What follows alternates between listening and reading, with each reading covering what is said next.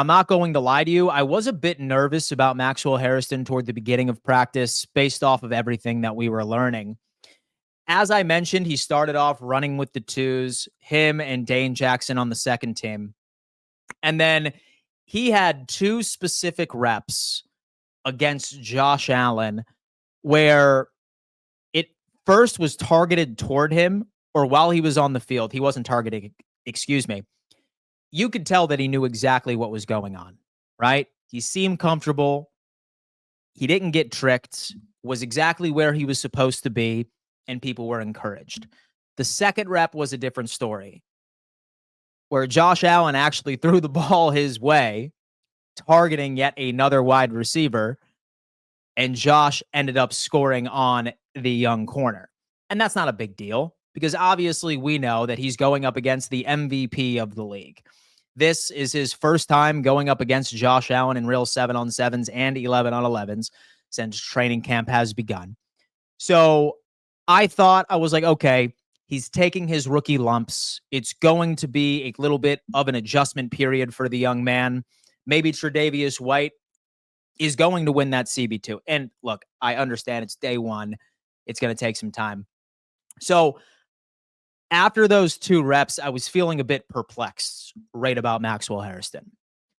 But then toward the end of practice, and why I am sold on this kid winning CB2, why I was sold on him in the draft process, was that final rep when he was lining up against KJ Hamler. And folks, I would like to remind everybody that KJ Hamler runs about a 4.3. Okay. It started off where KJ Hamler looked like he beat out Maxwell Hairston on the route, was significantly ahead of him with crazy separation.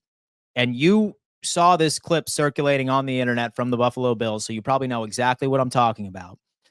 It shows Mitch Trubisky dropping back, throwing to a what seemingly appears to be a wide open KJ Hamler.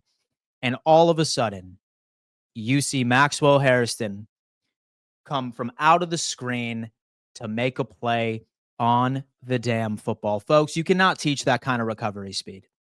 You cannot teach that kind of recovery speed.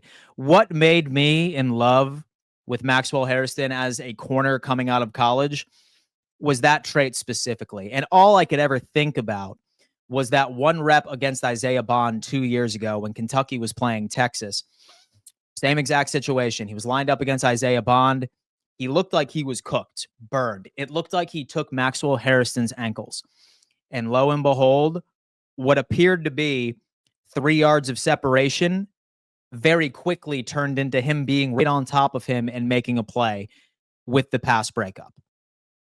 That is something that we have needed on this team for so long. A cornerback like Maxwell Hairston, there is no such thing as, oh my God, he got burned. Absolutely no worry whatsoever. He can run with any of these speedster wide receivers across the league. That's why we drafted him. We got him to be an Xavier Worthy eraser.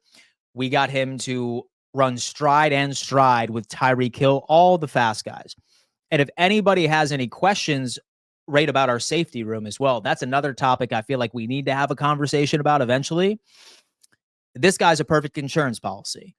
Because Cole Bishop and Taylor Rapp, who are more than likely going to be given the nod to be our starting safety tandem, not the best in coverage, or at least not true free safeties or coverage safeties. Having a guy like this with all of that recovery speed, he can cover a hell of a lot of ground.